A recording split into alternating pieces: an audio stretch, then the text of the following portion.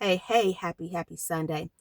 You know, some kids just need the arts or the performing arts or musical art. It's just necessary. Like there's something that your natural born talent or a natural born gift or a natural born ability that a person has that causes them to crave the arts. And I can see that in my own journey. Like, literally, if I do not do something as far as creatively, after so many months, I will literally start to feel sick. And I'm like, I can't figure out what's wrong with me. I feel sick. I feel sick. You're not creating. So, I get that. Some people just need that outlet in order to, as another area in their life, to be healthy, right? It's well being.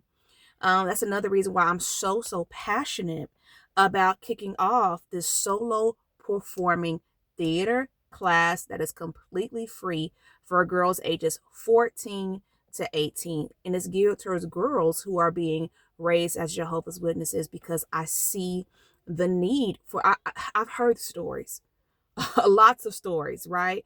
I know what my own experiences have been in my own journey, right? As a teen, if you've heard my journey, you know, as a youth, getting involved in immorality over and over and over again, private reproof, public reproof, disfellowship.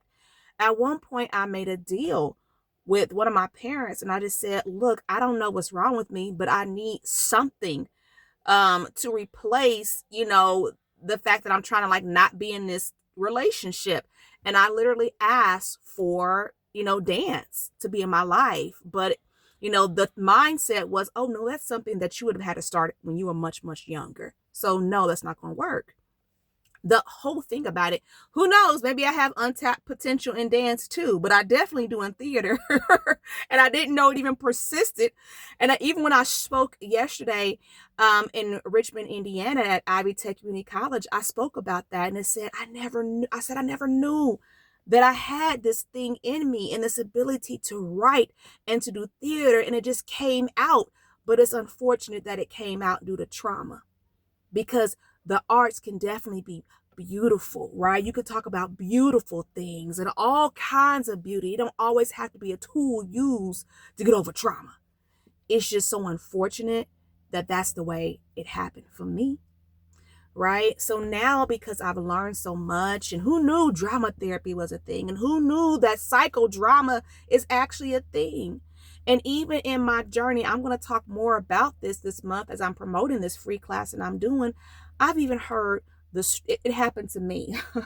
I was one of several individuals who just so happened to connect with a wonderful Broadway performer, and who grew up as a witness, and she was like, how do y'all keep finding me? And I'm like, what do you mean? She's like, you're like the fourth person to find me.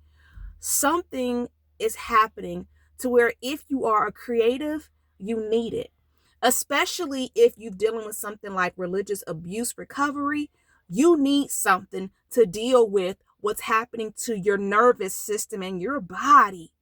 Your body's telling you you need the arts.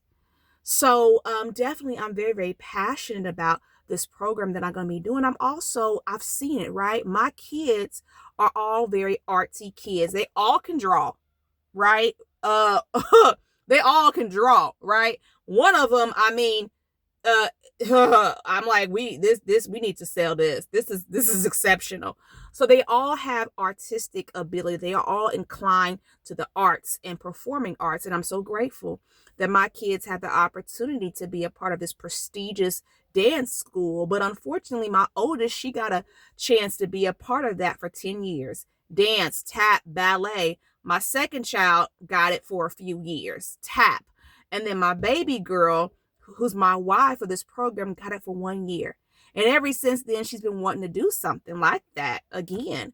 So I'm really grateful that I'm doing this. It was very, very, it was a big deal for my kids when the dance program they were in closed, because of course it was ran by Jehovah's Witnesses, and as a mother, you got the opportunity to allow your children to be with other children who are Jehovah's Witnesses and going through the same types of things in school, being different. They had community, and they got to meet other children who were Jehovah's Witnesses from across different congregations, different sides of town. And it's unfortunate because, those types of experience every child should have a right to have. I've spoken to individuals from a different state, and it's like, what? There's a program like that for y'all? It's unfortunate that, so many individuals don't get similar opportunities like that. And even at one point before, the absolute tornado hurricane of my life, I was getting ready to start a jump rope class for witness children, doing double dutch. I had looked up all the information. I was going to be the coach, because this is really a big thing. There really are double dutch competitions. I was trying to do something to keep my kids engaged, because I understand how important it is for them to have social interaction and how hard it is for children who are Jehovah's Witnesses in school.